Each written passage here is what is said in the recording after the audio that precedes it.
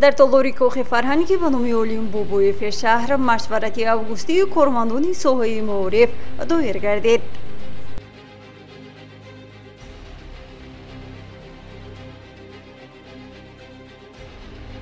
در شهر پنجکند دوره شهری فستیوال آزمون جمهوری تلویزیونی ایجادیات خلق اندلیب 2025 برگزار گردید.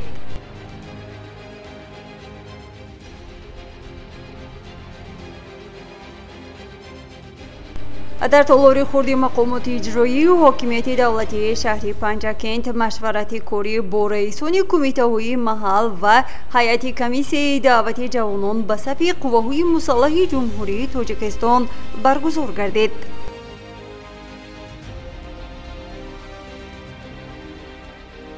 یک گروه قماربازان در شهر پنجکند دستگیر گردیدند.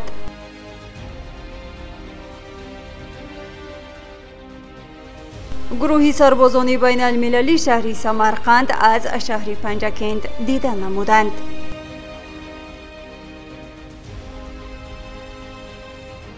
ساکن شهر پنجکند آبیجان محمودوف چند پیش در موضع 7 گل در مسابقه نیم ماراتونی بین المللی اشتراک نموده سزاواری جویی نمایان گردید.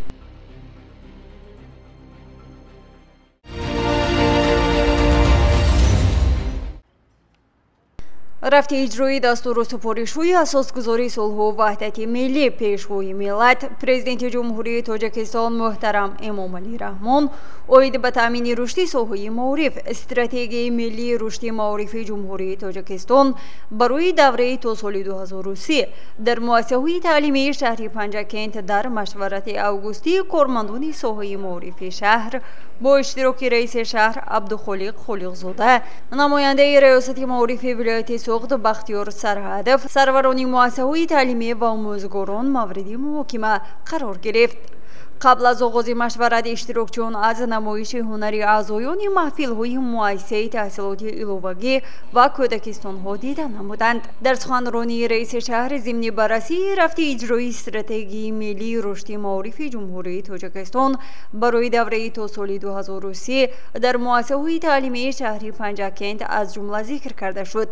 در ملاقات با فعالان شهر پنجکند پیشوای معظم ملت سنه 11 ایول دستاوردها را در ساحه معارف در دوران استقلال با دلیل‌ها بیان داشته برای این وظیفه‌ها در این ساحه کلیدی معین نمودند. ضمن این تشریف پیشوای معظم ملت بینایی مؤسسه تحصیلاتی میانه عمومی رقم 115 دهه باغچه جماعت شینگ را افتتاح نموده در دهه نوآباد جماعت دهاتی لایق شیرعلی کودکستان که 300 نفر کودکان را به تربیت فرا میگیرد و دارای همه شرایط‌های زمانوی است مورد استفاده قرار دادند.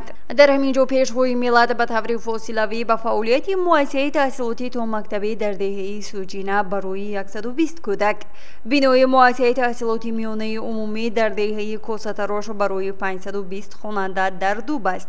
صنفخانه‌های علاوگی در دهاتی سر برای 120 خواننده آغاز بخشیدند. مقامات اجرایی و حاکمیت دولتی شهر برای در عمل تطبیق نمودن هدف‌هایی که در استراتژی نام برده معین شدند دوام سال‌های اخیر با استفاده از همه امکانیت‌های دسترس جهت تامین مالیوی رشد معارف، مستحکم نمودن پایگاه مادی تکنیکی آن، کارهای زیادی را به جا آورد و حالا 60% قسم خراجات بودجه شهر به ساحه معارف روانه شده.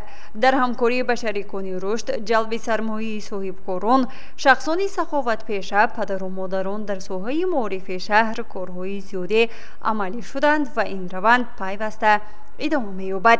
همچنین در مشورت توجه رهبریت شعبه معارف، سروران مؤسسه‌های تعلیمی، آموزگاران به بلند برداشتن صفت تعلیم و تربیت، نظارت پیوسته بر روند تعلیم، دریافت صاحب استعدادها و تامین اشتراک شماره بیشتری خوانندگان در آزمون و المپیادهای جمهوری، اجرای مقررات قانون درباره مسئولیت برای تعلیم و تربیت کودک، آمادگی به موسم زمستان و دیگر مسائل مهم ساحه جلب کرده شد. در مشورت نماینده ریاست معارف ولایت بختیار سرهدف سخن نمود. در فرجام باشد با یک گروه کارمندان ساحه معارف سرپرستان نشانی علوچه معارف و علم جمهوری تاجیکستان، افتخارنامه و سپاسنامه وزارت معارف و علم، ریاست معارف ولایت سوخت، مقامات اجرایی حاکمیت دولتی شهر تقدیم کرده برنامه جالب هنری پیشکش گردید.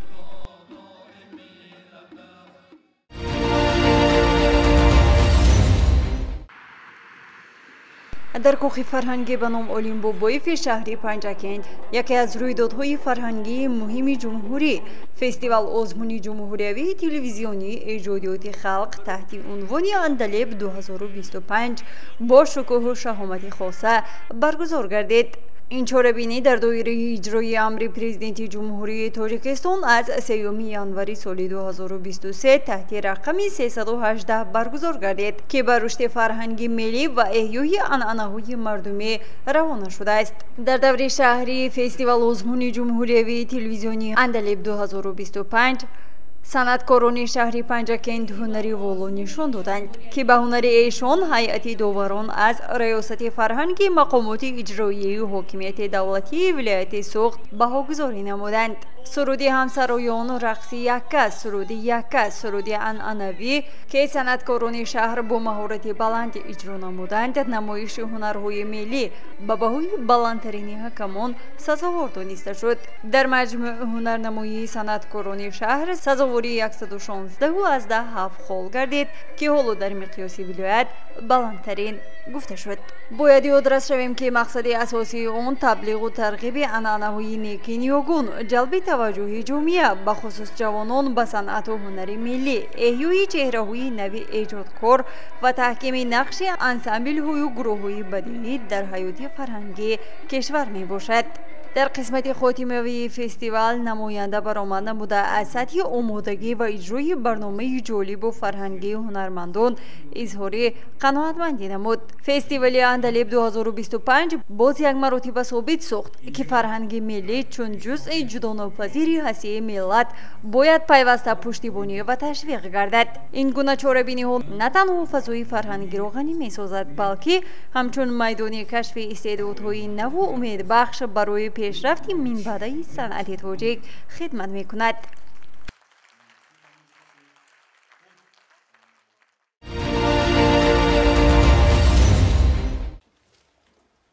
در طولور خورده مقامات اجرایی محلی حاکمیت دولتی شهر پنجکند با اشتراک معاون رئیس شهر مراد شکرزاده و پروکرور شهر پنجکند مشاور عدلیه درجه 1 اسکندر رحمتزاده مشورت کاری با رئیسان کمیته محله های شهر، هیئت کمیسیه دعوت و دیگر مسئولین برگزار گردید. معاون رئیس شهر مراد شکرزاده به حاضرین اطلاع داد که در زمینه قرار رئیس شهر پنجکند از 12 ایون سال روان ما باید تمام جهد و تلاش های خیش را برای آماده ساختن دعوت شدگان یعنی جوانان سال تولدشان 1998 و 2007 روانه سازیم و این تدبیرها باید سری وقت انجام داده شود. پروکرور شهر مشاور عدلیه درجه 1 با رئیسان کمیته محله های شهر هشدار داد که باید آنها در این مسئله بی‌مسئولیتی ظاهر نکنند، با والدان صحبت و ملاقات ها انجام دهند. مسئله سری وقت تامین نمودن جوانان برای خدمت به صف قوه‌های مسلح جمهوری تاجیکستان را در مد اول گذارند. تاکید شد که باید در معرکه تیره‌ماهی دعوت همه جماعت‌های دهات و محله‌های شهر فعالانه اشتراک نموده نقشه پیشبینی شده را با یک نشانداد خیلی خوب تامین نمایند.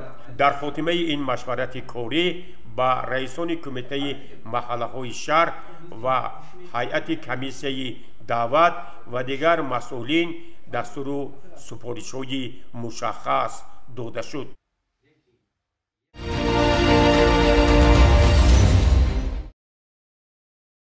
جمهوری تاجیکستان دولتی حقوق بنیاد بوده رعایت تمامی سندهای معیاری حقوقی برای شهروندان حتمی میباشد و دولت کفالت زندگی شایسته مردم را تامین مینماید. در برابری به راه ماندنی کارهای ضروری از جانب مقامات دخلدار خصوصا پروکراتوری شهری پنجکند جهت پیشگیری نمودن و پایمال گردیدن حقوق شهروندان باز شخصانی هستند که دیده و دانسته به جنایت‌های گوناگون دست میزنند. در اساس شکایت تلفنی ساکنان شهر پنجکند از جانب پروکراتور و دیگر مقامات‌های حفظ حقوق شهر گروه فوری تشکیل گردیده شکایت مذکور را مورد سنجش قرار دادند. در نتیجه 9 نفر شهروندان با اتهام مشغول بودن به فعالیت قماربازی دستگیر گردیدند. به اطلاع این نهاد آنها این گروه شهروندان را با ویران نمودن ترتیبات جمعیتی و رسانیدن ضرر اقتصادی به مردم مورد بررسی و سنجش همه‌جانبه قرار دادند. پروکراتوری شهر پنجکند در اساس خبر تلفنی ساکنان شهر پنجکند سنه 21 август соли 2025 با جلب دیگر مقامات حفظ حقوق سنجش گذراند که در نتیجه سنجش گذرانده شده معین گردید که در نزد بازار مرکزی شهر پنجکند و دیگر خیابان‌های حدود شهر از جانب یک قطار شهروندان از جمله خرمی حبیب، سالیف شیراولیا، سالیف جانبک افضلویچ، محمدجانی بهرامجان، علیم سلطان، حمیدов алишер давлатович، ولایتов сафарали муқаддасшоевич، маҷидов бахтиёр авзалхонович ва довудҷони гурези аламзод ба фаъолияти ғайриқонунии қиморбозӣ ки тибқи қонунгузории ҷумҳурии тоҷикистон манъ карда шудааст аз дигар шаҳрҳои ноҳияҳои ҷумҳурӣ ба шаҳри панҷакент омада дар наздикии бозори марказии шаҳр ба қиморбозӣ машғул буда бо ин амалҳои худ ҳуқуқу манфиатҳои қонунии шаҳрвандонро поймол намуда ба онҳо зарари моддӣ расонидаанд. дар натиҷаи гузарондани санҷиши прокурорӣ ҳолати мазкур ошкор карда шуд ва нисбати ин афрод маводҳои лозима тартиб дода шуда барои баррасӣ ба суди шаҳри панҷакент ирсол гардид. ҳамин тавр вобаста ба ҳолати мазкур нисбати 9 нафар протоколҳои ҳуқуқвайронкунии маъмурӣ тартиб дода шуда ба суд ирсол гардид. бо қарори суд нисбати ҳуқуқвайронкунандаҳо ба андозаи 12 нишондиҳанда барои ҳисобҳо баробар бо маблағи 900 сомонӣ ҷарима таъин карда шуд. ин ниҳод аз ҳамаон нафароне ки аз ин афрод зарари моддӣ диданд хоҳиш менамояд ки ба мақомоти прокуратурии шаҳри панҷакент муроҷиат намоянд. гузориши мартаба раҳмонвард шоҳсайн солиев ва хаём ҷураев.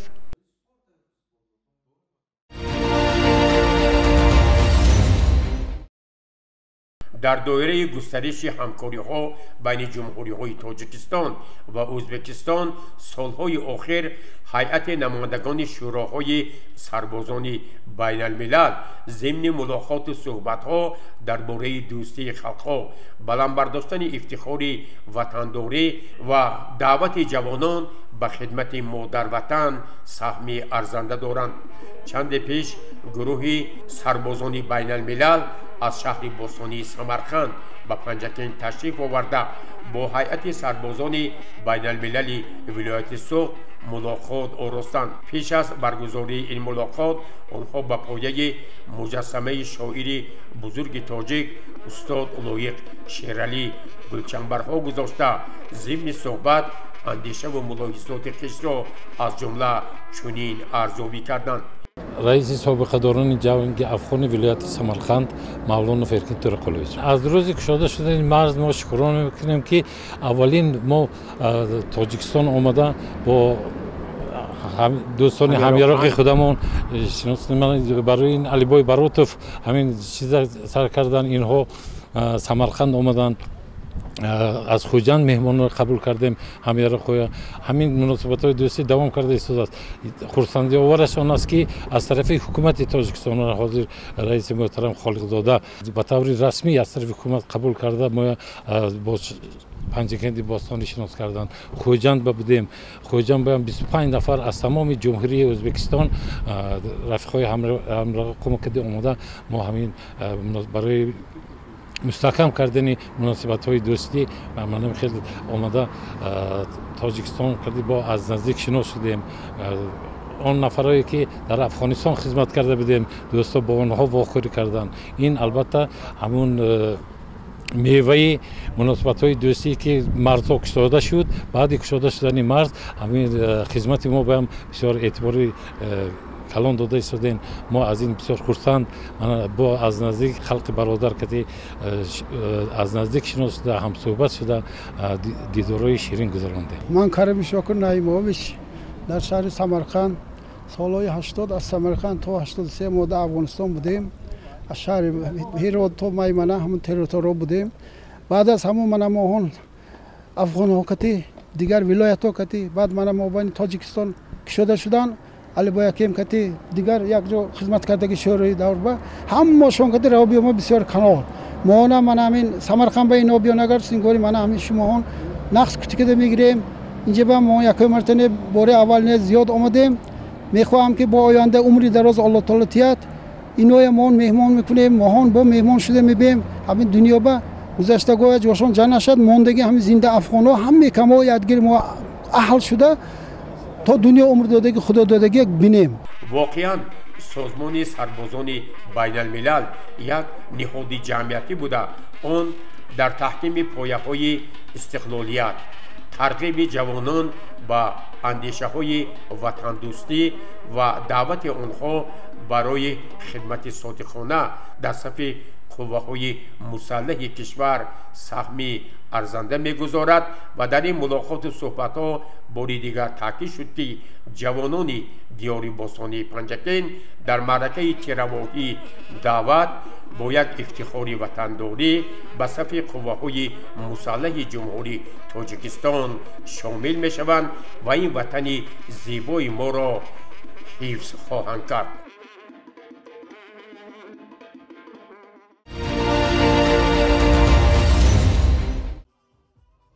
چطوری همگون میدونیم در شهر پنجکند نیم ماراتونی بین المللی اکولوژی کوهی تحت عنوان 7 گل 2025 برگزار گردید. در این مسابقه که در موضع 7 گل گذشت ورزشکاران و دوستداران دویدن از تاجیکستان و کشورهای گوناگون اشتراک نمودند. رقابت‌ها در مسافه 3, 10 و 21 کیلومتر صورت گرفتند. بیشتری غالبان در نیم ماراتون مذکور از تاجیکستان بودند و 10 مدال زینه‌های اول را به دست آوردند. در این مسابقه از شهر پنجکین نیز اشتراکچیان بودند. یکی از اینها عبیدجان محمودوف است. عبیدجان محمودوف نوابسته از سن و سال خویش در میان جوانان در این مسابقه اشتراک نموده سزاوار جای افتخاری گردید. من محمودوف عبیدجان 63 سالم بار هشتم هستیم در این مسابقه بین‌المللی اشتراک نموده جای نمایان را اشغال نمود. از جوانان خواهش می‌کنم که در این مسابقه بین‌المللی اشتراک نموده جای اول را اشغال نمایند. از کمیته ورزش شهر پنجکند می‌دارم که ما را در این مسابقه بین‌المللی دعوت نمودند. این غالبیت محمودوف باعث خوشنودی ساکنان شهر پنجکند است، زیرا او بجز از این مسابقه در دیگر مسابقه‌های ورزشی نیز اشتراک نموده مهارت خود را سنجیده است. اهالی شهر دیهات پنجکند با عبیدجان موفقیت تمنا می‌نمایند. زاده شهر پنجکند سنگینوف جمعبای محمودوف عبیدجان 63 ساله میباشند. 3 آگوست در دهه شینک یعنی 7 گل نیم ماراتون بین المللی اشتراک نموده مابین 20 دولت که خارجی که برگزار گردید. در این مسابقه ساکن شهر پنجکند محمودوف عبیدجان 63 ساله میباشند. مسافه 21 کیلومتر دویده جای هفتم را اشغال نمودند. مابین جوانان 21 ساله و 25 ساله آبروی پنجکند و تاجیکستان رو برداشتند. ما چی گفتنی هستیم با این؟ از کلی همین ورزشکاران شهر پنجکند التماس میکنم که همین گونه ورزشکاران رو مانند محمودوف عبیدجان دستگیری کنند، چون که کدام موردی که این کس سفر کنند تنها با کمک خودشون با کمک عائلهشون سفر میکنند. این کس هم عائلهشون عائله کم بضاعت میباشد دستگیری کنیتون، چون که همه شما شخصانی ورزشکار هستیتون، قدری ورزش و میرسیتون. رحمت به رئیس شهرمون که امروز همین گونه ورزشکارا با تمام شرایط مهیا کردگی. شرکتی صدوسیما همیشه دستگیری ورزشکاران و دوستداران ورزش است و تلاش می نماید تا همیشه ورزشکاران را دستگیری و هوسمند گرداند. این است که عابدجان محمودوف را با این غالبیت شاد باش گفته او را با تحفه و افتخارنامه قدردانی نمود. جواباً به این همه دستگیری و مهربانی ها عابدجان محمودوف تلاش می نماید تا در آینده نیز در مسابقه های ورزشی اشتراک نموده سزاواری جای اول می شود و نامبرداری شهر و کشور عزیز خود باشد.